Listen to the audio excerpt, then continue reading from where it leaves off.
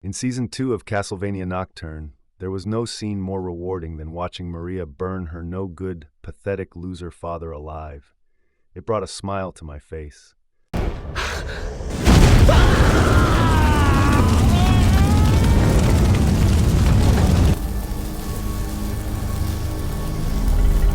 This act of vengeance is particularly rewarding because of the extensive history of cruelty, manipulation, and sheer stupidity that Maria's father represents.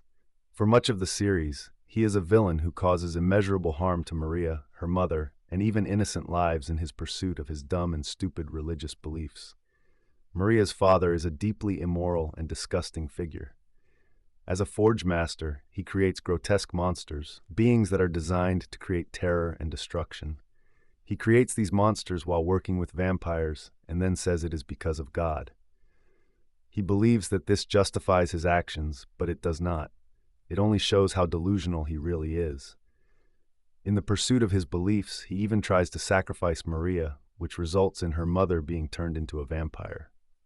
And God said, "Take now thy son, thine only son, and of mine."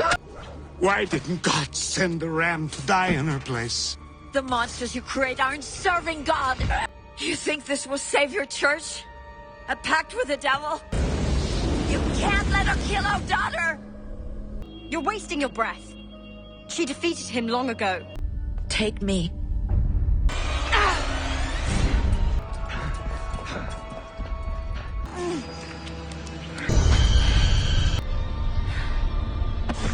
What a powerful servant you would be. Everything I do is for God. It isn't until Season 2 that we get a confrontation between Maria and her father, and it was worth the wait. When he tries to apologize for turning her mother into a vampire, Maria sees through his facade. His apology feels insincere because it is only offered when he is cornered, when there is no other option but to confront the consequences of his actions. Maria's rejection of this apology is powerful. It highlights her realization that her father has always been a coward, unwilling to take responsibility for his actions unless forced to do so. When he attempts to justify his behavior by claiming that he was acting in the service of the kingdom of God, it becomes clear that his pious rhetoric is nothing more than a thin veneer to mask his deep selfishness.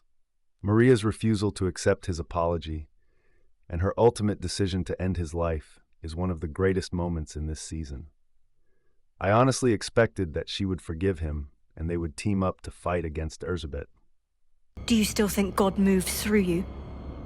I am sorry about your mother, Maria. No, you're not. Maria, I never wanted to hurt you. I only wanted to protect the kingdom of God. Your power is a force for good in the world, not for killing stupid old men. I am glad that did not happen, and instead she burns him alive. What makes this scene particularly rewarding is the profound sense of closure it brings. Maria's father has always been a terrible person, someone whose actions were driven by selfishness, pride, and a willingness to sacrifice anything, even his own family, for his goals. His treatment of Maria and his role in the death and suffering of her mother made him a monstrous figure in Maria's eyes. In the end, Maria's decisive act of vengeance is both an emotional release and an act of liberation. By ending her father's life, she frees herself from the toxic legacy of his actions. Moreover, Maria's father's death is a direct consequence of his own choices.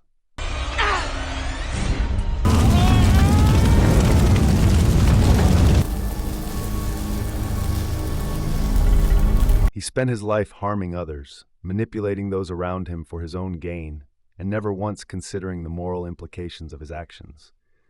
In the end, he reaps what he sowed. His death is a direct result of his own actions. He turned Maria's mother into a vampire, so he dies. The satisfaction in watching him burn is not simply rooted in vengeance, but in the realization that his crimes have caught up to him.